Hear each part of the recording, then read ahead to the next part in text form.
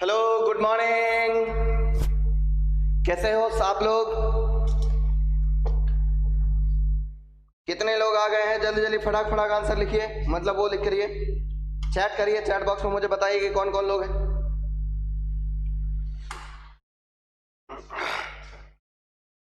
Lecture number 14, application of derivatives. कल पढ़ रहे थे increasing function and decreasing function. Increasing function यानी वो फंक्शन जो इंक्रीज करता है, डिक्रीजिंग फंक्शन यानी वो फंक्शन जो डिक्रीज करता है। लेकिन कल जो ग्राफ देखे थे वो सारे के सारे कंटिन्यूअस फंक्शन के ग्राफ थे।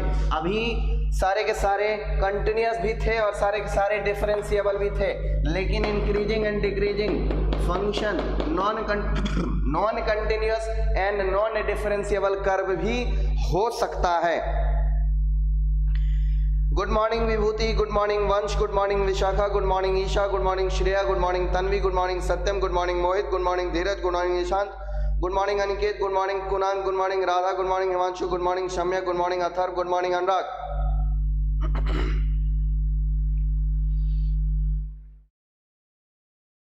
वीडियो काहे नहीं चल रहा है? मेरा नेट स्लो है या फिर कंप्यूटर का? कंप्यूटर का नेट तो स्लो नहीं है, कंप्यूटर का तो बराबर नेट है।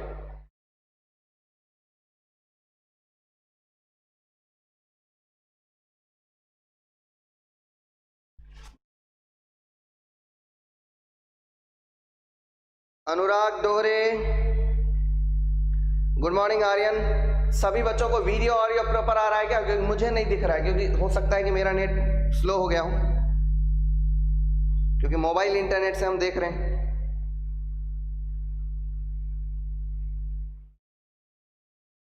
तो अगर आप लोगों को वीडियो ऑडियो प्रॉपर आ रहा है तो लिख देना जरा, चैट अपीयर हो रहा है बट वीडियो नहीं प्ले हो रहा है।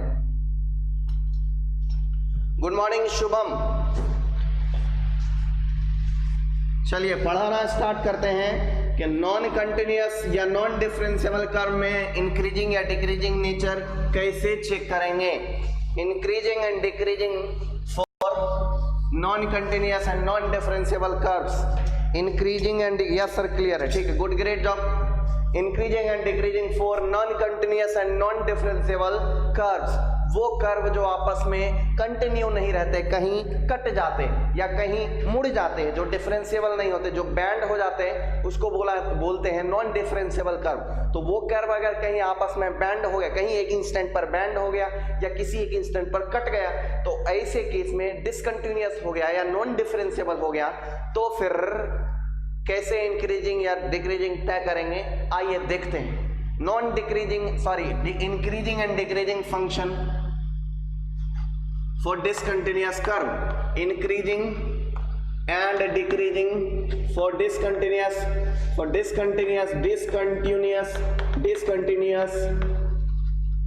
non-differentiable curve, non-differentiable curves। Non differentiable या फिर डिसकंटिन्यूअस कर्व है तो उस केस में कैसे चेक करेंगे इंक्रीजिंग है या डिक्रीजिंग। तो पहली बात कि कोई कर्व इंक्रीजिंग हो सकता है अगर वो डिसकंटिन्यूअस है तब भी, या नॉन डिफरेंशिएबल है तब भी। पहला note, curve can be increasing और decreasing. Curve can be increasing या फिर डिक्रीजिंग if curve is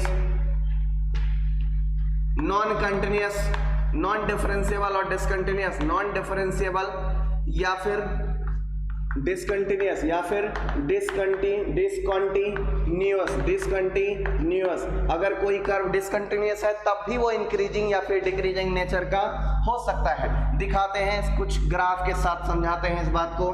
मान लो ये y एक्सिस है, मान लो ये x एक्सिस है, मुझे बनाना है डिसकंटिन्यूअस कर्व, लेकिन वो डिक्रीजिंग होना चाहिए। ध्यान देना, डिसकंटिन्यूअस कर्व x की वैल्यू किसी इंस्टेंट a से लेकर के a से पहले कर्व बना ऐसा, और यहाँ पे बन गया ओपन, और यहाँ पे बन गया क्लोज, और यहाँ से ऐसा बन गया। ध्यान देना, यहाँ से ये नीचे की तरफ गया, ध्यान देना नीचे की तरफ गया है। तो ध्यान देना, जरा सोच के बताना कि आपको क्या लग रहा है कि फंक्शनल वैल्यू जो है घट ही ना रहा है, फंक्शनल वैल्यू घट रहा है। तो ये मान लो कि वो instant x equal to a है, तो इस इंस्टेंट पर देखो जरा f ऑफ a से जस्ट पहले, f ऑफ a से जस्ट पहले is greater than f of a, is greater than f of a. Functional value at a is this, and functional value before a is this, and functional value after a is this. यानी थोड़ा नीचे, functional value at a is this height is functional value at a, and this height is functional value before than a, and this height is functional value after a. So functional value before a, where h is very small, h tends to 0, h is very small, f of a minus h is greater than f of a, is f of a is greater than functional value at right of a, at right side of a. So functional value at a is this, and functional value before a is this. So functional value before a is greater than functional value at a is greater than functional value after a. तो इसका मतलब क्या है, जैसे जैसे x की value बढ़ रही है y की वैल्यू घट रही है, तो ये कर्व क्या कहलाएगा, डिक्रीजिंग कर्व कहलाएगा। ये कर्व क्या कहलाएगा, डिक्रीजिंग, बट डिसकंटिन्यूअस है। ये क्या है, डिसकंटिन्यूअस है, बट फिर भी ये डिक्रीजिंग है। ये डिसकंटिन्यूअस है बट डिक्रीजिंग है। तो इसके नीचे निष्कर्ष में क्या लिखेंगे, discontinuous and discontinuous, continuous NUOUS and decreasing. बोलो किसी बच्चों को कोई तकलीफ दिक्कत वाली बात नहीं रह गई है। Discontinuous and decreasing, discontinuous and decreasing, discontinuous and decreasing. क्यों, क्योंकि घट रहा है, घट रहा, यहाँ से गुड़ुम नीचे आया और उसके बाद भी घट ही रहा है भाई साहब, घटते बढ़ते हैं आगे। दूसरे और एक कर्व दिखाते हैं। दूसरा कर्व ये है कि फंक्शन ये रहा y एक्सिस, ये रहा x एक्सिस, ऐसे गया, ऐसे से और उसके बाद यहाँ पे डिसकंटिन्यूअस हुआ, यहाँ पे हो गई फंक्शनल वैल्यू, और उसके बाद यहाँ से ऐसे से। ध्यान देना जरा, अगर इस पॉइंट ऑफ डिसकंटिन्यूटी का x कोऑर्डिनेट मान लिया जाए कि x equal to any instant a पर है, तो ध्यान दो a से पहले functional value is this, a से पहले functional value is this. Height को ही फंक्शनल वैल्यू बोलते हैं बालक, हाइट को ही क्या बोलते हैं, फंक्शनल वैल्यू। a से जस्ट पहले functional value is this, at a से जस्ट a पर functional value is this, a पर functional value is this, and a के जस्ट बाद functional value is this. So a से पहले फंक्शनल वैल्यू छोटा है, a पर फंक्शनल वैल्यू बीच वाला है, a के जस्ट बाद फंक्शनल वैल्यू बड़ा है। तो इसका मतलब ये है कि a से पहले फंक्शनल वैल्यू छोटा, फिर थोड़ा ऊपर, फिर फंक्शनल वैल्यू थोड़ा और ऊपर। मतलब क्या हो रहा है, फंक्शनल वैल्यू हर जगह क्या कर रहा है, इंक्रीज कर रहा है। इस इंस्टेंट पर भी इंक्रीज कर रहा है। Functional value at a minus is less than functional value at a is less than functional value at a plus. Functional value just before than a is f of a minus h, where h is too small, very small, approximately 0. A functional value at a minus h is less than clearly f of a without any doubts. F of a minus h is less than f of a is less than f of a plus h। इसका मतलब क्या है कि f of a plus h से छोटा है और f of a minus h से बड़ा है। इसका अर्थ ये है कि फंक्शनल वैल्यू जैसे जैसे a की वैल्यू बढ़ते जा रही, a माइनस h छोटा होता है a से और a छोटा होता है a प्लस h से। यानी इनपुट जो है बढ़ते जा रहे हैं तो आउटपुट भी बढ़ते जा रहे हैं। ध्यान देना, इनपुट छोटा पर छोटा आउटपुट, उससे बड़ा इनपुट पर उससे बड़ा आउटपुट, सबसे बड़ा इनपुट पर सबसे बड़ा आउटपुट, यानी इनपुट बढ़ाए जा रहे हैं तो आउटपुट भी बढ़ा जा रहा है। इसका मतलब क्या है, कर्व इज डिसकंटिन्यूअस बट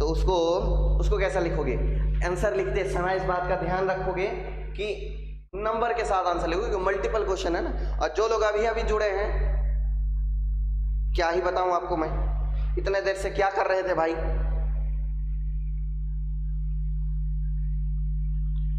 दिक्कत क्या है, वीडियो चल क्यों नहीं रहा है मेरा?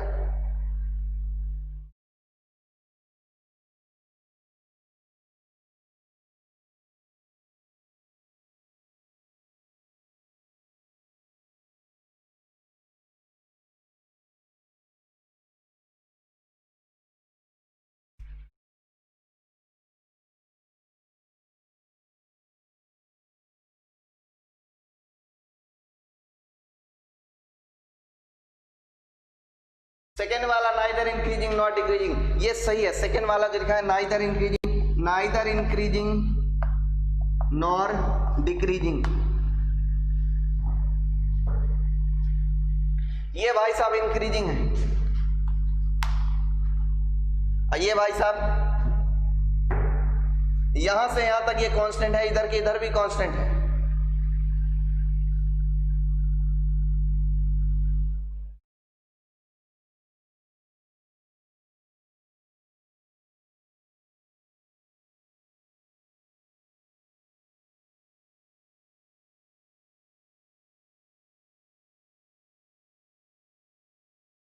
थर्ड वाला तो इंक्रीजिंग है, फर्स्ट वाला डिक्रीजिंग है। क्यों? क्योंकि घट गया है ना वैल्यू।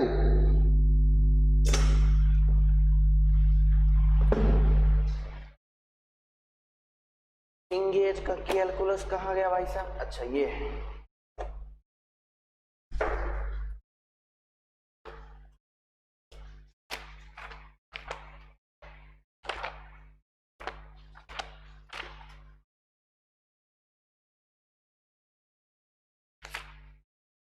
अपने अपने टेक्स्ट बुक का बुक जरूर बनाए करें बालकों, बालिकाएं, ध्यान रखेंगे इस बात का।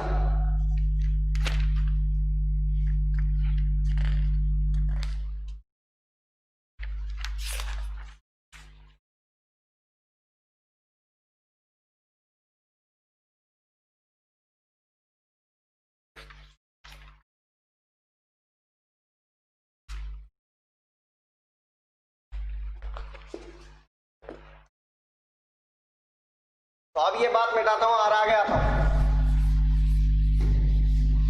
इंक्रीजिंग डिक्रीजिंग आपने सीख लिया, नॉन डिफरेंशिएबल भी आपने सीख लिया।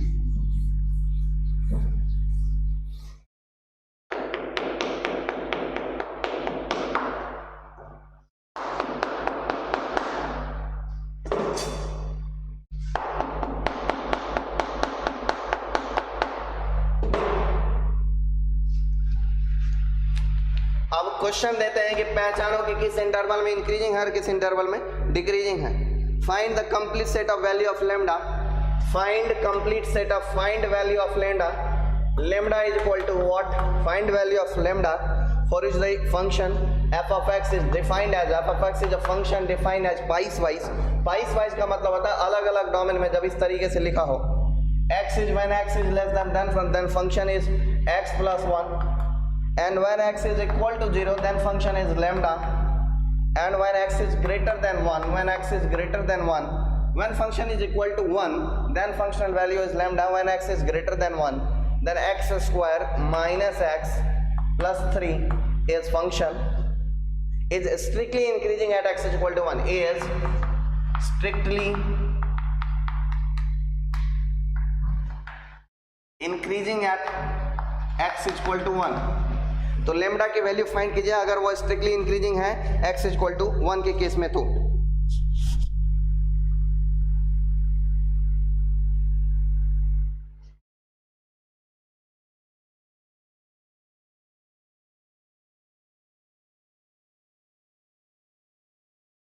स्ट्रिक्टली इंक्रीजिंग होने का मतलब है कि x इक्वल टू 1 से पहले जो स्लोप रहा होगा, x इक्वल टू 1 के बाद स्लोप की वैल्यू उस स्लोप से ज्यादा रही होनी चाहिए।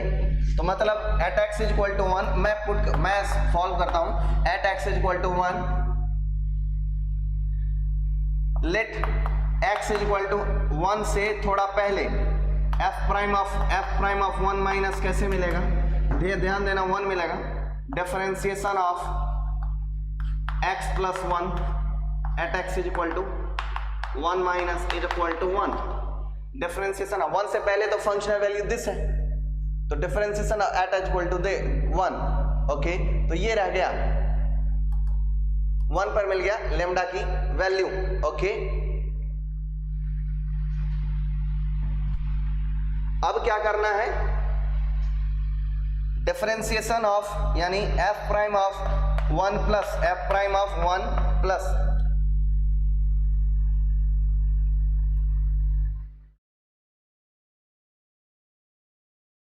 F prime of 1 plus F prime of 1 plus 1 plus की वैल्यू क्या होनी चाहिए, 1 से बड़ी होनी चाहिए. अरे यार 1 से बड़ी होनी चाहिए. एफ प्राइम ऑफ 1 प्लस की वैल्यू 1 से बड़ी होनी चाहिए, क्योंकि उस इंस्टेंट से पहले अगर स्लोप 1 है तो इंस्टेंट के बाद स्लोप की वैल्यू 1 से बड़ी होनी चाहिए. तो सॉल्व करो इसके लिए. अब आगे की प्रोसेस करो. ये भी हिंट मैंने दे दिया कि 1 से पहले फंक्शन स्लोप की वैल्यू और 1 के बाद स्लोप की वैल्यू, 1 से पहले स्लोप की वैल्यू छोटी होगी, 1 के बाद स्लोप की वैल्यू बड़ी होगी. तो ये हिंट के बाद आप खुद सॉल्व कीजिए.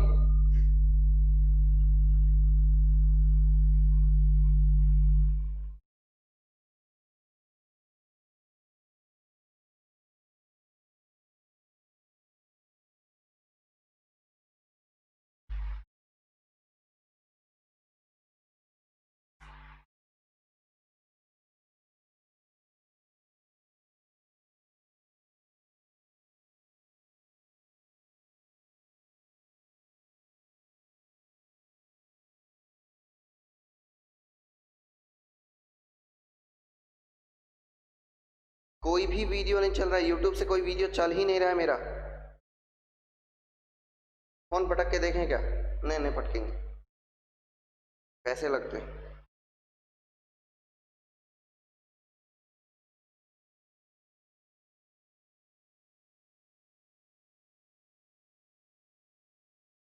मुझे दिख ही नहीं रहा है कि मैं कैसा हूं, मतलब कैसा दिख रहा हूं, या फिर क्या कितना फॉन्ट क्लियर हो रहा है. अनुमान से ही पढ़ाना पड़ रहा है क्योंकि कुछ दिख नहीं रहा, सिर्फ चैट अपीयर हो रहा है.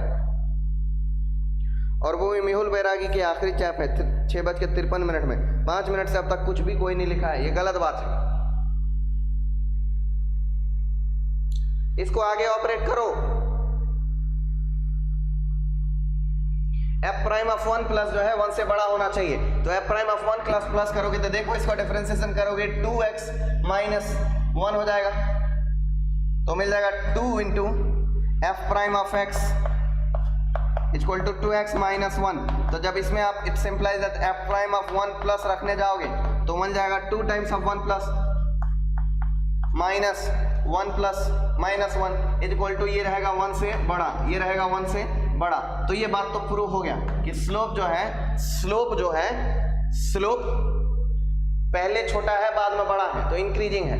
मतलब स्लोप जो है पहले छोटा है बाद में बड़ा है तो इंक्रीजिंग है. ये बात तो प्रूव हो गया. बट अब ये देखना है कि ये जो लेमडा की वैल्यू है ग्राफ से दिखा देते हैं. x प्लस 1 का ग्राफ कैसा बनता है? x प्लस 1 का ग्राफ बनता है ऐसा, x इक्वल टू 1 तक. ओके, 1,1 तक गया ये. उसके बाद x square minus x plus 3 का ग्राफ कैसा बनता है? 1 पर रखेंगे तो क्या मिलेगा? 1 माइनस 1 3. तो ये ऐसा बनता है, ऐसा बनता है, ऐसा. ये देखना है कि 1 से पहले या 1 से पहले ग्राफ ऐसा है, 1 पर लेमडा है, तो लेमडा इस दोनों की वैल्यू के बीच में आनी चाहिए. तो कंडीशन क्या लगाओगे? Lambda is greater than this and greater less than this. यही कंडीशन है. यहां देख करके कुछ सोचो कि लेमडा की वैल्यू लोअर लिमिट यानी 1 से छोटा होने पर लेफ्ट हैंड लिमिट से लेकर के राइट हैंड लिमिट के बीच में होगा. तो lambda is greater than limit x tends to 1 minus, और 1 माइनस के केस में फंक्शन कैसा बन जाएगा? x minus 1. और उसके बाद से लेकर के limit x tends to 1 plus, और 1 प्लस के केस में फंक्शन कैसा बन जाएगा? 1 प्लस के केस में फंक्शन वैल्यू कैसे बन जाएगा? X square minus x plus 3.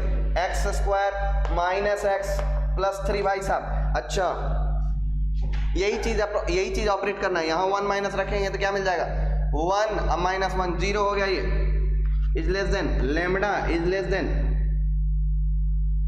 क्या होगा कहानी, इक्वल टू भी लगाया जा सकता है, क्यों, क्योंकि स्लोप इंक्रीजिंग है, तो ऐसा हो सकता है कि ये ग्राफ यहीं से हो जाए। अच्छा, इक्वल टू तो हो ही नहीं सकता क्योंकि ये ऊपर है ये नीचे है, तो इक्वल टू का कोई रोल नहीं है, कोई भी रोल नहीं है equal to. When x is less than 0 minus x square minus x plus 1 when x is greater than और equal to 0 function is defined as piecewise function. decreases for proved are the function decreases for all x decrease करेगा for all x। तो x की value सबसे पहले तो हमको ये decrease करने के लिए जरूरी है, डिक्रीज करने के लिए ये जरूरी है कि ये वाला फंक्शन भी डिक्रीजिंग हो और ये वाला फंक्शन भी डिक्रीजिंग हो। ध्यान रखना, पहला फंक्शन इज डिक्रीजिंग, दूसरा फंक्शन इज डिक्रीजिंग, तभी डिक्रीजिंग प्लस डिक्रीजिंग होगा। तो x की वैल्यू 0 से छोटा के केस में when x is less than 0 this function should be decreasing, when x is less than greater than 0 or equal to 0 then this function should be also decreasing। तो ये दोनों चीज प्रूफ करना होगा। पहली बात कि पहला function for x is less than 0 f1 of x का मतलब है ये पहला फंक्शन should be decreasing, इसको डिक्रीजिंग होना चाहिए। तो ये बात प्रूफ कर लेते हैं, डिफरेंशिएट कर लेते हैं। f1 prime of x is equal to minus 6x square plus 3 2 जा 6x माइनस 6। अच्छा, इसकी वैल्यू 0 पुट कर लेते हैं साइन स्कीम से, ताकि पता चल सके कि f प्राइम ऑफ x कहाँ 0 से छोटा है और कहाँ 0 से बड़ा है, कहाँ पॉजिटिव है और कहाँ नेगेटिव है। इसको जब 0 पुट कर लेंगे तो 6 कैंसिल हो जाएगा, माइनस से भी कैंसिल कर देंगे तो ये मिल जाएगा x square minus x plus 1 equal to 0। अच्छा, इसके जो रूट आएंगे x इक्वल टू मिल जाएंगे 1 plus minus under root of 1 plus 4 b square minus 4ac, यानी 1, इसके जो रूट आ जाएंगे वो मिल जाएंगे 1। क्या हुआ इसके रूट के साथ, कुछ गड़बड़ हो सकता है क्यों गुस्से में हम।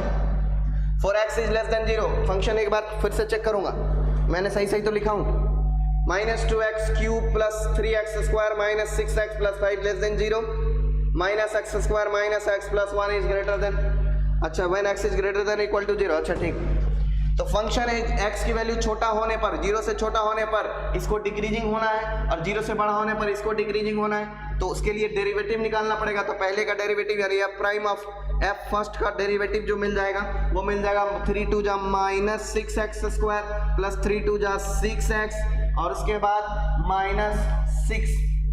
तो इसको ये कब पॉजिटिव है कब नेगेटिव है तो पता करना पड़ेगा। तो साइन स्कीम लगाने के लिए इसको 0 पुट करना पड़ेगा, 6 से काट दिया जाए तो ये 6 कैंसिल हो गया, minus x square plus x minus 1 equal to 0 हो गए।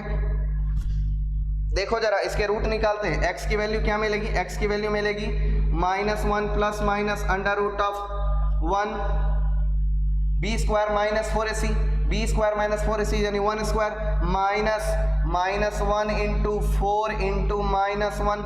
ध्यान रखना ये माइनस 1 क्या मिल जाएगा प्लस 1 और माइनस नेगेटिव हो गया। तो नेगेटिव हो गया इसका मतलब रूट नहीं है, नेगेटिव अगर हुआ ये तो इसका मतलब रूट नहीं है, इसका मतलब है कि रूट नहीं है। रूट अगर नहीं है तो मतलब x की वैल्यू किसी भी x की वैल्यू के लिए ये चीज पॉजिटिव, ये चीज 0 नहीं होगा। तो अगर ये वेरिएबल 0 नहीं होगा किसी भी x के लिए तो इसका मतलब ये है कि ये वेरिएबल या तो हमेशा पॉजिटिव होगा या फिर हमेशा नेगेटिव होगा। तो x की कोई भी वैल्यू सब्स्टिट्यूट कर देते हैं, सपोज 0 तो 0 0 माइनस 1 नेगेटिव हो जाएगा। तो इसका क्लियरली, तो यहां से ये बात एक बात क्लियर हो गया, clearly f1 of x has no any root का इक्वल टू मतलब 0, नॉट पॉसिबल। तो ये f1 of x जो है वो 0 पॉसिबल नहीं है। तो इसका मतलब f1 of x या तो ऑलवेज पॉजिटिव होगा या फिर f1 का derivative of x is 0 not possible. तो इसका मतलब है या तो हमेशा पॉजिटिव होगा या फिर हमेशा नेगेटिव होगा। तो f1 of x f prime of x is equal to negative आ रहा है तो ऑलवेज हो जाएगा। तो ऑलवेज नेगेटिव के केस में ये पूरा ये वाला फंक्शन जो है ये क्या हो गया, डिक्रीजिंग फंक्शन हो गया। ये बात चेक कर लिए, तो ये वाला फंक्शन हो गया डिक्रीजिंग। तो ये फंक्शन अगर डिक्रीजिंग है, ये फंक्शन क्या है डिक्रीजिंग है, तो दूसरे को भी चेक करना पड़ेगा। तो f2 of x at x is equal to 0 या 0 से बड़े के केस में। तो चेक करेंगे तो इसको डेरिवेटिव करेंगे तो f2 ऑफ x का डेरिवेटिव लिखना जरा, क्या मिलेगा, -2x माइनस 1, x की किसी भी वैल्यू 0 से बड़ी के केस में, x की 0 से, इसका मिलेगा -2x माइनस 1। तो -2x माइनस 1 को क्या कर देते हैं, 0 से छोटा कर देते हैं, क्योंकि स्लोप को 0 से छोटा होना चाहिए, स्लोप को 0 से छोटा होना चाहिए। तो उस केस में x इज ग्रेटर देन क्या मिलेगा,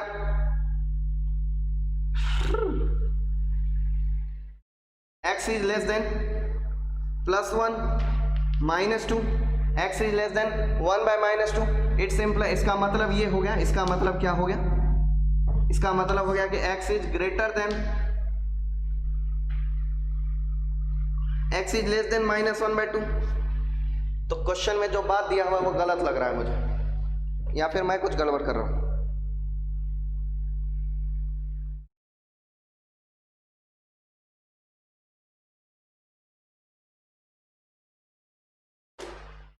क्वेश्चन तो सही लिखा है,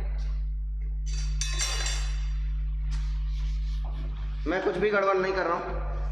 f prime of second prime of x के फंक्शन के केस में क्या करेंगे, x की वैल्यू 0 से बड़ी रखने पर मिलेगा ये -2x एंड -1। किसी भी पॉजिटिव वैल्यू के साथ 0 से बड़ी होने का मतलब है कि सब के सब positive into -2 is negative and negative -1 is always negative. तो ये क्लियर हो गया कि f1 ऑफ x और f2 ऑफ x दोनों के दोनों डिक्रीजिंग फंक्शन है। तो क्लियर हो गया ये बात क्लियर हो गया कि f1 of x and f2 of x दोनों डिक्रीजिंग है, दोनों के दोनों है डिक्रीजिंग। लेकिन अब भी एक बात क्लियर है कि ऐसा भी तो हो सकता है कि एक फंक्शन ऐसा हो f1 ऑफ x और दूसरा फंक्शन ऐसा हो, दोनों फंक्शन डिक्रीजिंग है। लेकिन कहानी क्या है, लेकिन कहानी ये है कि फिर भी ये यहाँ से जिस इंस्टेंट पर कट किया उस इंस्टेंट पर ये इंक्रीज कर गया। तो देखना ये है कि फंक्शन, पहले फंक्शन में वैल्यू एट दिस इंस्टेंट 0 पर और दूसरे फंक्शन में वैल्यू एट दिस इंस्टेंट 0 पर, पहले वाला ग्रेटर होना चाहिए और दूसरे वाला छोटा होना चाहिए। तो पहला वाला अगर मैं रखूं तो 5 आ रहा है और दूसरा वाला 1 आ रहा है। तो पहला वाला 5 आ रहा है, दूसरा वाला 1 आ रहा है। f1 of 0 is greater then f1 of 5, क्योंकि ये 1 ग्रेटर देन, सॉरी ये 5 आ रहा है और ये 1 आ रहा है। f1 of 0 is greater than f2 of 0। इसका मतलब है कि ये भी डिक्रीजिंग है। जिस पॉइंट पर फंक्शन बदला है उस पॉइंट पर भी फंक्शन डिक्रीजिंग है। तो क्लियर हो गया कि ये चीज प्रूव हो गया कि ये पूरे फंक्शन ये भी डिक्रीजिंग अपने आप में, ये भी डिक्रीजिंग अपने आप में। और x इक्वल टू 0 पर इसकी वैल्यू पहली वाले फंक्शन की वैल्यू दूसरे वाले फंक्शन से बड़ी है, मतलब ऐसा घट रहा है। तो जहां ये रुका घटते 5 पर आके रुकेगा ना, x की वैल्यू 0 रखेंगे 5 पर मिल जाएगा। तो ये इस टाइप का ग्राफ बन जाएगा, नकली ग्राफ।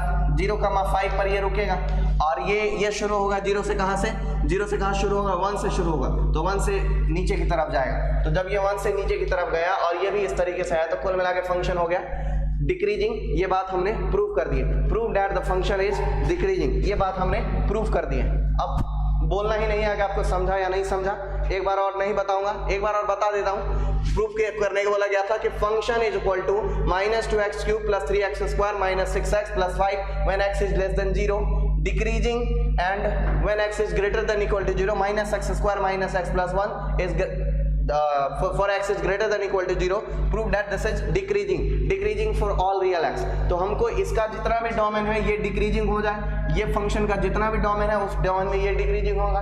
और तीसरी बात कि इस फंक्शन की जहां पर ये पॉइंट है, जहां पर ये बॉर्डर है x इक्वल टू 0, इसका बॉर्डर x इक्वल टू 0 ही है, 0 पर ही बदल रही है, ये इससे चेंज होकर के इस फंक्शन में चेंज हो जा रहा है। तो 0 पर इसकी जो वैल्यू आएगी, पहली वाली की वैल्यू दूसरे वाली वैल्यू से बड़ी होनी चाहिए 0 पर। तो 0 के केस में पहली वाली की वैल्यू 5 आ रही है और दूसरे वाली की वैल्यू 1 आ रही है। तो ये बात ट्रू हो गया कि f1 of 0 is greater than f2 of 0। This function value, this function का functional value at 0 is greater than this function का फंक्शनल वैल्यू एट 0। अब ये देखना कि ये ये डिक्रीजिंग हो इसके इंटायर डोमेन जो गिवन है, और ये डिक्रीजिंग हो इसके इंटायर डोमेन जो गिवन है।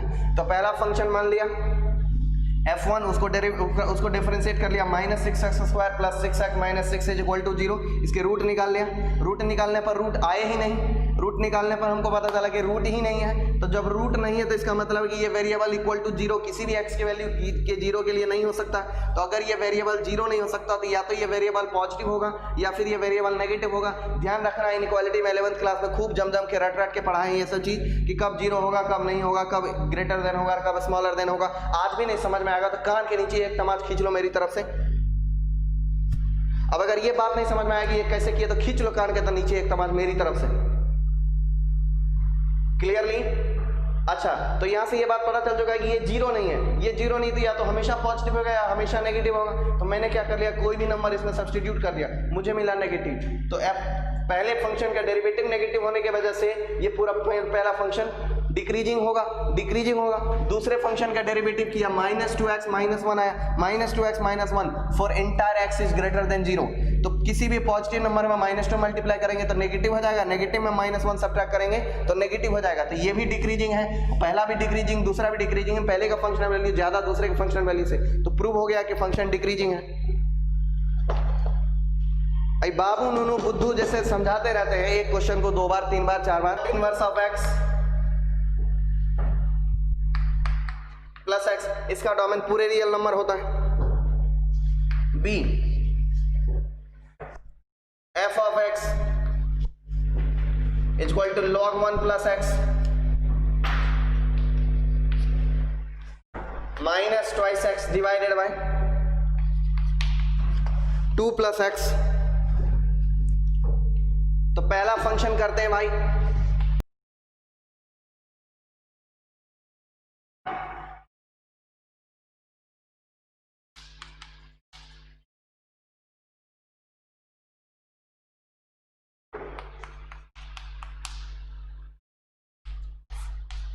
अच्छा ये गड़बड़ की है।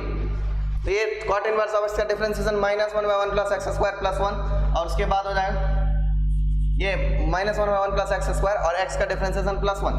ओके, तो ये बन गया -1 प्लस 1 प्लस x स्क्वायर, तो 1 और 1 खत्म हो गया, x square by 1 plus x square always positive. तो ये रह गया ऑलवेज पॉजिटिव। ओके, तो ये ऑलवेज पॉजिटिव होने के केस में ये स्ट्रिक्टली इंक्रीजिंग हो गया, स्ट्रिक्टली।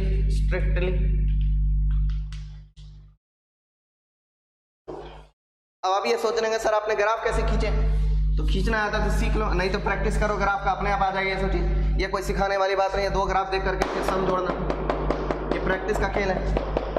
जितना अच्छा प्रैक्टिस करोगे उतना अच्छा ग्राफ ड्रॉ कर पाओगे। और दूसरा log of 1 प्लस x, तो f प्राइम ऑफ x कर लेते हैं 1/1 प्लस x इंटू हो जाएगा ये 1 और minus 2x bye 2 plus x कर लेते हैं। तो 2x बाय 2 प्लस x को कैसे करेंगे, तो माइनस ले लेते हैं कॉमन और 2 प्लस x कॉमन ले लेते हैं, 2 प्लस x रख देते हैं और 2x को डिफरेंशिएट कर देते हैं, 2 मिल जाएगा। माइनस 2x सेम रख लेते हैं और 2 प्लस x को डिफरेंशिएट कर लेते हैं तो 1 मिल जाएगा और डिवाइडेड बाय 2 प्लस x का होल स्क्वायर हो गया।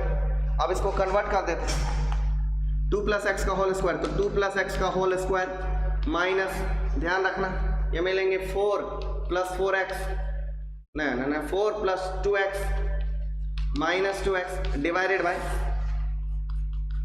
1 plus x into 2 plus x का होल स्क्वायर। ये खत्म हो गए, 2 प्लस एक्स का whole square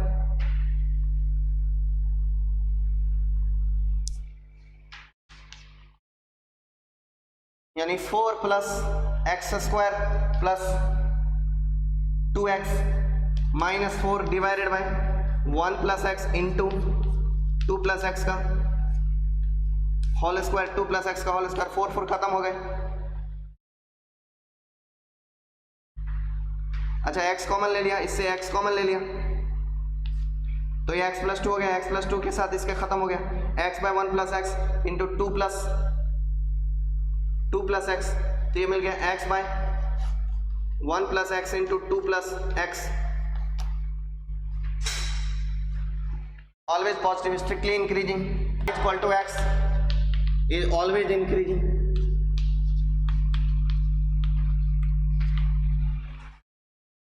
prove that y equal to x is always increasing. अच्छा, तो dy बाय dx क्या हुआ, dy by dx is equal to 1 हो गया और 1 पॉजिटिव है तो ऑलवेज इंक्रीजिंग हो गया, हेंस प्रूव। अगला क्वेश्चन लो, prove that x square plus y square is equal to 4 is neither increasing nor decreasing, neither increasing nor decreasing। तो x square plus y square equal to 4 एक circle होता है, तो circle ना ही तो इंक्रीजिंग है ना ही डिक्रीजिंग है, hence proved.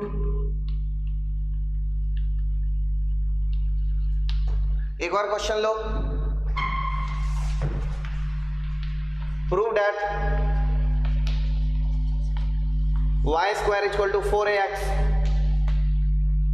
Neither increasing nor decreasing. अच्छा, y square equal to 4ax neither increasing nor decreasing, तो 2y into d by d x, 2y into d by d x equal to 4a हो गया, तो 2 खत्म हो गया,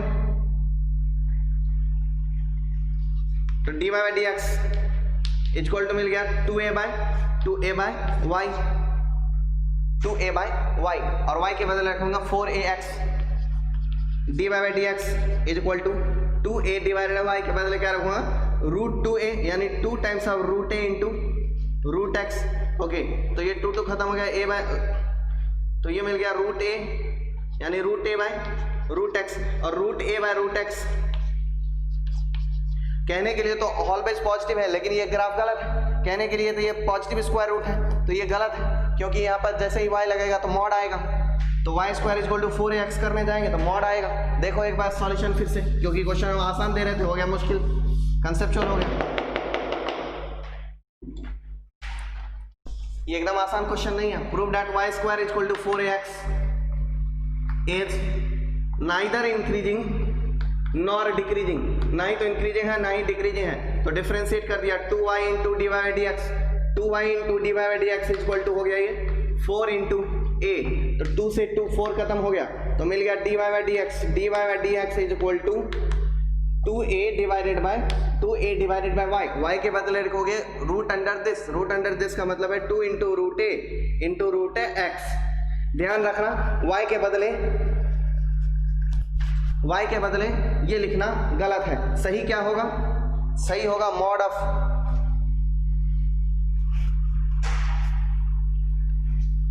सही तो ये करना पड़ेगा ना आपको। वाई स्क्वायर इक्वल टू अगर 4ax है तो जब मैं रूट लगाऊंगा तो मॉड आएगा, तो mod of y equal to मिलेगा, mod of y equal to मिलेगा 4ax का पॉजिटिव स्क्वायर रूट, 4ax का पॉजिटिव स्क्वायर रूट, तो मतलब y equal to plus minus root under 4ax मिलेगा। तो अब वो सब्स्टिट्यूट करेंगे, तो यहाँ आएगा प्लस माइनस, तो 2 से 2 कैंसिल हो गया, इससे रूट a कैंसिल हो गया, तो मिल जाएगा क्या रूट a मिल जाएगा। तो ये डी बाई डी एक्स किसके इक्वल आया, d by d x equal to plus minus root a by root x. ये पॉजिटिव स्क्वायर रूट का सिंबल है, लेकिन प्लस और माइनस दोनों लगेगा, तो इसलिए क्या होगा पॉजिटिव भी होगा और नेगेटिव भी होगा, तो नाइदर इंक्रीजिंग नॉट डिक्रीजिंग हुआ। ग्राफ देखना चाहो तो Y square equal to 4ax का ग्राफ ऐसा होता है, जैसे y square equal to x का ग्राफ दिखाए थे, तो Y square equal to 4ax का ग्राफ ऐसा आता है, y square equal to x का ग्राफ दिखाए थे, जब a की वैल्यू 1/4 हो जाएगा तो ग्राफ बन जाएगा ऐसा। ये देखो इंक्रीजिंग भी है, यही डिक्रीजिंग भी है, तो ये क्या कहलाएगा नाइदर इंक्रीजिंग नॉर डिक्रीजिंग, ये इंक्रीजिंग भी है ये डिक्रीजिंग भी है, तो नाइदर इंक्रीजिंग नॉट डिक्रीजिंग कहलाएगा। तो हेंस प्रूव्ड हो गया। अगर मुझे ग्राफ आ रहा होता, ग्राफ पैराबोला में पढ़े होते, अगर बचपन से ग्राफ पढ़े होते तो हम फटाक से बोल लेते, तब हमको ये करने की जरूरत नहीं होती। लेकिन अगर हमको ग्राफ नहीं आ रहा है तो हम यहाँ गलती कर जाते हैं और ऑलवेज स्ट्रिक्टली इंक्रीजिंग बोल देते। यहाँ एक गलती होने के चांसेस थे, स्ट्रिक्टली इंक्रीजिंग होने के। समझा सर? कभी ये बात नहीं सोचते हो कि टीचर का इच्छा ये हो रहा होगा कि हमसे क्वेश्चन बने? इस चीज पर समझा है, कंसेप्ट पढ़ाते हैं तो समझना लिखना ठीक है, जो कंसेप्ट पढ़ाते हैं तो समझा लिखना सही है, लेकिन जब क्वेश्चन देते हैं तो ये लिखना पाप है कि समझा, ये लिखना सही है कि सॉल्व हुआ सर। और जब क्वेश्चन बहुत ही डिफिकल्ट हो,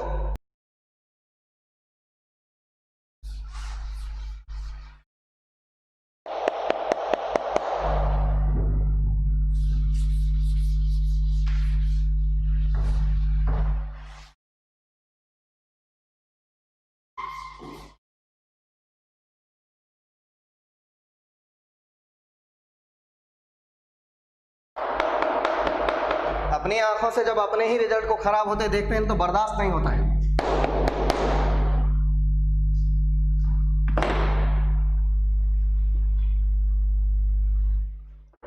बर्दाश्त, बहुत ज़्यादा दुख हो जाता है जब देखते हैं अपनी आंखों से देखते हैं अपना रिजल्ट जो है इस साल का होने वाला, तितर बितर नजर आने लगता है कि ये क्या हो रहा है।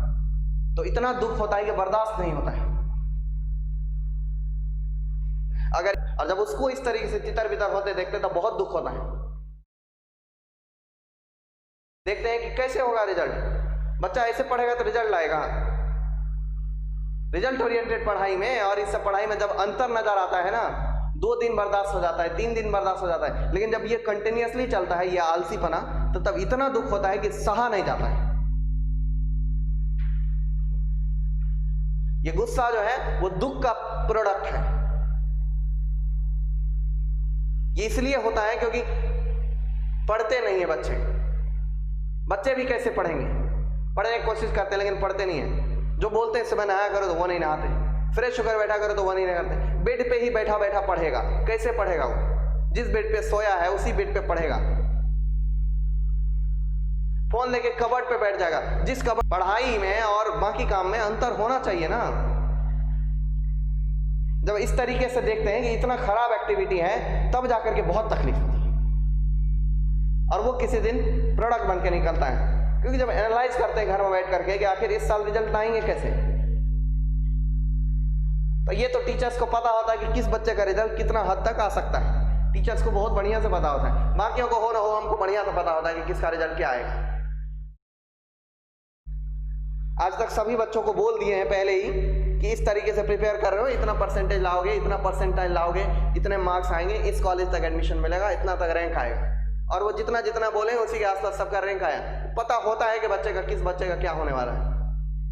ये पता ना हो तो रिलैक्स रहेंगे, एग्जाम आने का इंतजार करेंगे, लेकिन अनुमान जो लग जाता है, जिस तरीके की एक्टिविटी, जिस तरीके का समर्पण एग्जाम डिमांड करता है और जिस तरीके के समर्पण बच्चे का दिखता है, 2 4 10 5 बच्चा ठीक है, लेकिन बाकी बच्चों को जो दिखता है तो ऐसा लगता है कि इसके साथ क्या हो रहा है, क्या इसके भविष्य का कोई मोल नहीं है दुनिया में? क्या इसको हम ऐसे ही इग्नोर कर देंगे कि ये कुछ नहीं कर सकता, इसको छोड़ देते हैं? इसके प्रति दुखी होने का जरूरत नहीं है क्या? है। उसके बारे में सोच करके भी दुख होता है। 2 4 10 रिजल्ट आ जाएगा, खराब से खराब गिलते गिलते हालत में भी 10 गो IITian बन जाएगा, 8 गो IITian बन जाएगा, 6 गो 5 गो 7 गो IITian बन जाएगा, 3 4 गो NITian बन जाएगा, बाकी सभी GMC में अच्छे वो गवर्नमेंट इंजीनियरिंग कॉलेज में भी ठीक ठाक तरीके से चले ही जाएंगे। लेकिन क्या सिर्फ ये सेटिस्फेक्शन हो सकता है? ये नहीं दे सकता है सेटिस्फेक्शन। दुख होता है जब कोई बच्चा टल्ले जैसे घूमते नजर आता है, तो कि 2 साल पढ़ने के बाद अगर उसका कुछ नहीं होता है तो दुख होता है उसको देख करके, उसके बारे में सोचकर तकलीफ होती है कि टैलेंट थी, हुनर था, लेकिन वो हैबिट्स नहीं थी और 2 साल में उसने यहां भी आकर के हैबिट्स डेवलप नहीं किया। ये दुख है जो निकलता है गुस्से के रूप में। अब दुख के रूप में हम रोने लग जाएंगे ऐसा तो नहीं है, रोने वोने नहीं लगेंगे।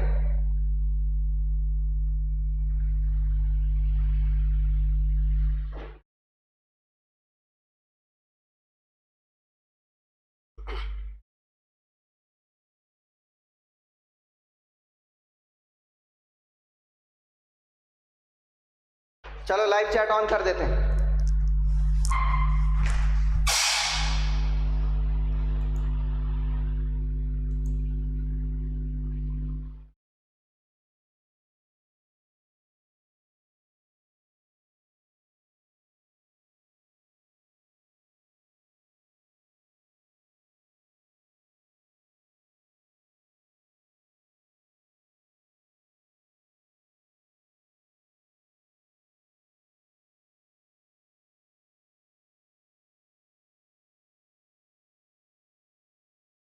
और बहुत सारे बच्चे हैं पूरे बैच में जिसका प्रयास देखते हैं तो कायल हो जाते हैं कि कितना प्रयास करता है या करती है, लेकिन किसी किसी का जब देखते हैं तो बहुत दुखी हो जाते हैं कि ये क्यों नहीं कर रहा है, क्या दिक्कत हो रहा है इसको, क्यों नहीं कर रहा है। ये पढ़ना ही तो है, कौन सा पहाड़ तोड़ना है।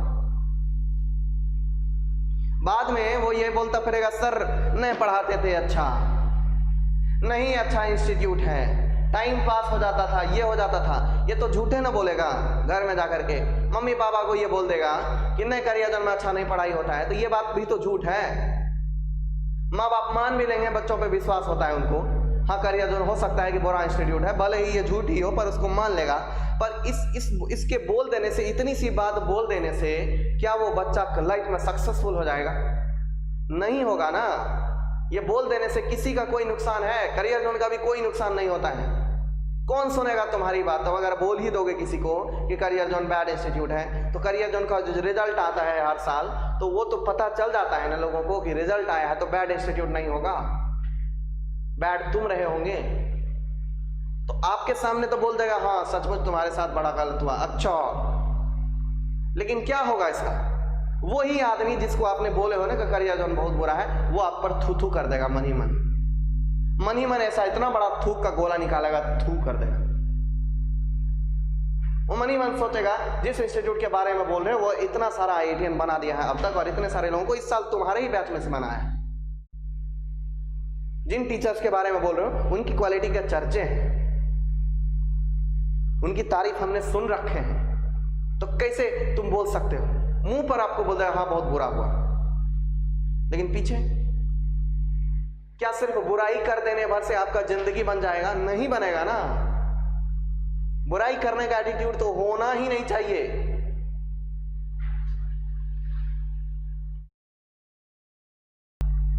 खुद बर्बाद हो जाओगे, जिंदगी बर्बाद हो जाएगा।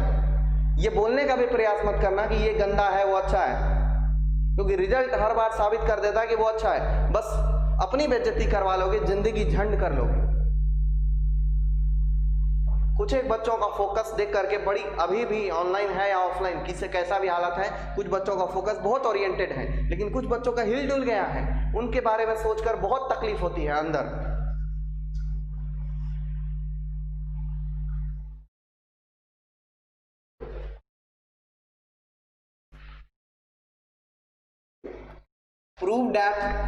prove that log e base पर x plus 1 is less than x for x positive। किसी भी पॉजिटिव x के लिए log e base पर x plus 1 is less than x, ये बात प्रूव करना है। किसी पॉजिटिव x के लिए log e base पर x plus 1 is less than x, ये बात प्रूव करना है।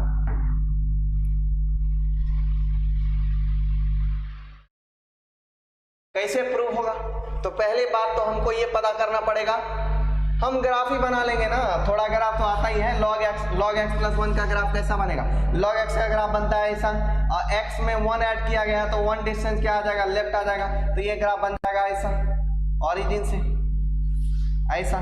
तो ये ग्राफ किसका बन गया भाई साहब? log x plus 1 का, log x plus 1 का, log x plus 1 का। y इक्वल टू एक्स का ग्राफ कैसा बनेगा? ये बन गया y इक्वल टू एक्स का ग्राफ। तो किसी भी पॉजिटिव x के लिए देखो, पॉजिटिव x के लिए कौन बड़ा है? ये log x का ग्राफ है, ये छोटा है, और ये y इक्वल टू एक्स का ग्राफ है, ये बड़ा है। तो हो गया है प्रूफ बाय द ग्राफ। ये है y equal to x, x is greater than log x plus 1, x is greater than log x plus 1, ये बात प्रूव हो गई by the graph.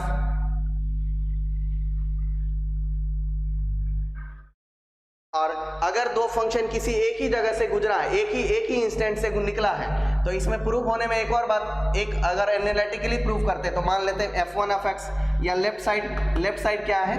log e base पर x प्लस 1, इसका derivative find करेंगे तो l प्राइम क्या हो जाएगा? l प्राइम यानी लेफ्ट साइड का प्राइम हो जाएगा 1 बाय x प्लस 1 इंटू कुछ नहीं।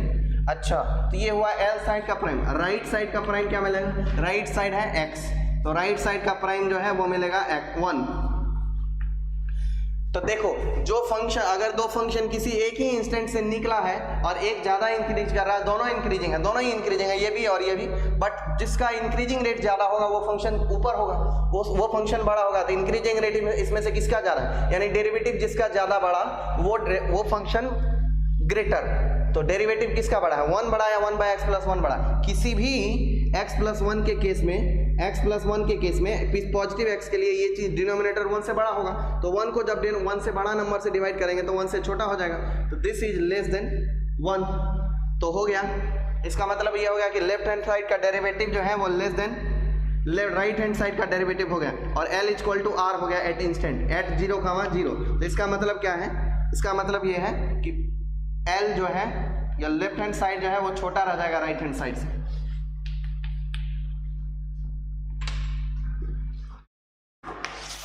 यहाँ एक की नोट लिख लेना, की note.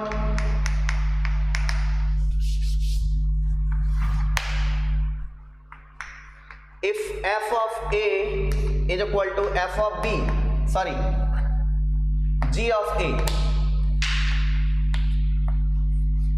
f of a is equal to g of a, मतलब x is equal to किसी एक इंस्टेंट पर दो फंक्शन आपस में इक्वल हो रहे हैं, दो फंक्शन आपस में इक्वल हो रहे हैं, और उस केस में f prime of a plus is greater than g prime of a plus, then for x greater than a, मतलब a के बाद, या ऐसे ही लिख देता हूं, then for x is greater than a,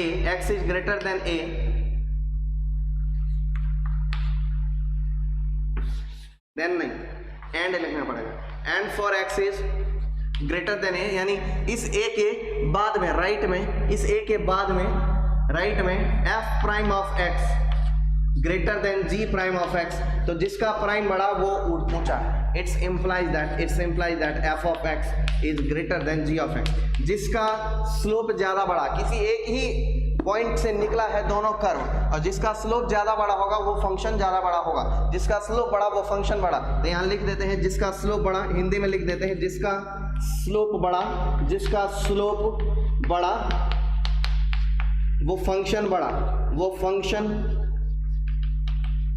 बड़ा, जिसका स्लोप बड़ा वो फंक्शन बड़ा, जिसका स्लोप बड़ा होगा वो फंक्शन बड़ा होगा। इस इंस्टेंट से अगर एक ही इंस्टेंट से दोनों तरफ गया है, एक ही इंस्टेंट से दो ग्राफ गया है, तो इस इंस्टेंट पर दोनों फंक्शनल वैल्यू इक्वल है, तो जिस फंक्शन का इंक्रीजिंग रेट ज्यादा होगा वो फंक्शन बड़ा होगा। इसका इंक्रीजिंग रेट यह है, इसका इंक्रीजिंग रेट यह है, तो जिसका इंक्रीजिंग रेट ज्यादा होगा वो फंक्शन बड़ा होगा।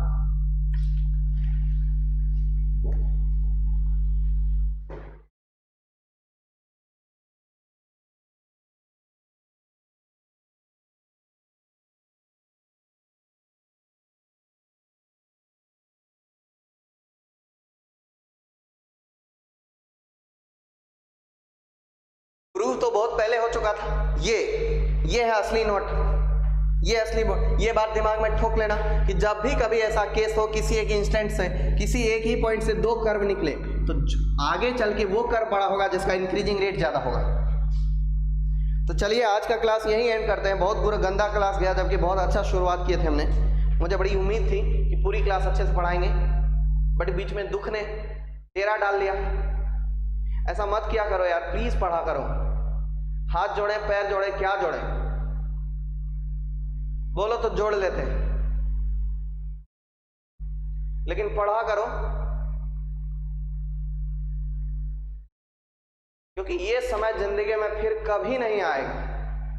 जिंदगी में कितना भी कोशिश कर लोगे ना, तो ये समय नहीं लौटेगा, और जो अपॉर्चुनिटी आज है ये अपॉर्चुनिटी फिर कभी नहीं मिलेगी। एक बार जो आपने जिंदगी में झंडू बन गए या गंदे कॉलेज में चले गए, तो उसके बाद आप उस चीज को कभी हील नहीं कर पाएंगे। जिस कॉलेज का टैगलाइन आपके पीछे लग जाएगा, जिंदगी भर आपके पीछे वही कॉलेज का टैगलाइन लगा रहेगा। अगर आप अच्छे कॉलेज में नहीं गए, गंदे कॉलेज में गए, तो आप ये मत सोचना कि आपका जिंदगी आप सब कुछ नॉर्मल पटरी पे लौट जाएगा। आपके सपने चूर चूर हो जाएंगे, आपके ड्रीम्स, आपकी जो अपनी तमन्ना है ना, वो सब खत्म हो जाएंगे। जिंदगी बहुत तकलीफ में हो सकती है, आपको दुख होगा, लेकिन उस सभी दुख को समाप्त करने का ऑप्शन है अभी। समय पे फोकस करो, जितना समय बचा है, जितना हिस्से में है, ये सबसे गोल्डन टाइम है आपका। 11th 12th अभी तक की एजुकेशन पॉलिसी में 11th 12th सबसे गोल्डन टाइम होता है, अच्छे से अच्छे कॉलेज में जाने का अपॉर्चुनिटी होता है। समझो इस अपॉर्चुनिटी को, सोकर मत गवाया करो, लापरवाही मत किया करो। आपका जिंदगी है, बाद में कितना भी एक्सक्यूज का ठेका किसी पर भी फोड़ेंगे, मम्मी पे फोड़ दोगे, पापा पे फोड़ दोगे, घर के बच्चों पे फोड़ दोगे। लॉकडाउन चल रहा था, घर में बहुत परेशानी थी, नहीं पढ़ पाए, कौन सुनता है? 10 साल बाद ये एक्सक्यूज कौन सुनने जा रहा है? कोई भी अंकल अगर आपको आके बोलते हैं हम जिंदगी में सक्सेसफुल नहीं हुए, सोचो जरा आप क्या सोचोगे। अगर कोई अंकल आपके पड़ोसी आपको बोलते हैं आके कि हमसे जिंदगी में ये नहीं हुआ था, रीजन ये था, आपके मन में सीधा एक ही कोटेशन जन्म लेगा, रहने दो, नहीं बोलते। मन कर रहा है एक गंदी सी गाली देने का, लेकिन आप अपने मन में गंदी सी गाली सोच लो।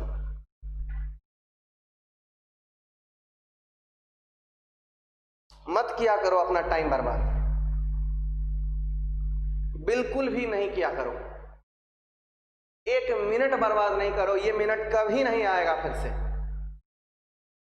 कितना भी तकलीफ हो जाए आपको। बाद में चल के अच्छा गंदे कॉलेज में अगर आप चले गए तो उसी कॉलेज में वही फ्रेंड्स, सड़ेले गलेले फ्रेंड के साथ आपका जिंदगी चलेगा। बड़े कॉलेज में जाओगे तो बड़ी स्कोप रहेंगे, वहाँ प्लेटफॉर्म है, बहुत सारे अच्छे क्वालिटी लोगों से आपका मेल मिलाप होगा। अगर आप थोड़े बहुत कमजोर भी रहेंगे तो आप उस माहौल में ढल जाएंगे और आप भी ब्राइट एंड इंटेलिजेंट हो जाएंगे। धीरे धीरे आपको भी लोग बड़ी रिस्पेक्ट करने लगेंगे, समाज में, गांव में, घर में, शहर में, हर जगह आपकी रिस्पेक्ट बहुत ज़्यादा बड़ी हो जाएगी। माँ बाप की भी तमन्ना पूरी हो जाएगी। जिस दिन रिजल्ट आएगा और सारे शहर में आपका प्रमोशन होगा विद रिजल्ट, 90% 12th में लाओगे, 98% 12th में लाओगे, इसका कोई वैल्यू नहीं है जिंदगी में। 98% 12th में ले आए, इसका जिंदगी में कोई वैल्यू नहीं है, इसका कोई मतलब नहीं है। हैप्पी बर्थडे का पोस्टर लगता है गोंदिया में, देखने में ये भी आया कि लोग जो है अपने फोटो डाल देते हैं, वहाँ हैप्पी बर्थडे लिख देते हैं, वहाँ पर 5 लोग का फोटो रहता है। तो ये पोस्टर का पैटर्न, इस हैप्पी बर्थडे के पोस्टर का कोई वैल्यू नहीं है, कोई महत्व नहीं है। पोस्टर का महत्व तब है जब आपकी फोटो हो और उसके नीचे आपका नाम लिखा हो और लिखा हो IIT मुंबई। उस पोस्टर का ब्रांडिंग है, इमेज है, उसकी वैल्यू है। जब लिखोगे ना अपने नाम के पीछे ऐसे खड़े होकर के IIT मुंबई, तो लोगों का विश्वास अपने आप जनरेट हो जाएगा। जब लिखोगे आप आपके नाम के नीचे लिखा होगा IIT Roorkee, IIT Delhi, IIT Kanpur, IIT Kharagpur, यानी आप सीधे ही समझ में आएगा कि इस भारत का सबसे टॉप लेवल का स्टूडेंट है ये, जिन्होंने अपने जीवन काल में IIT क्रैक किया था। मत करो समय बर्बाद, जिंदगी में फिर कभी नहीं मिलेगा।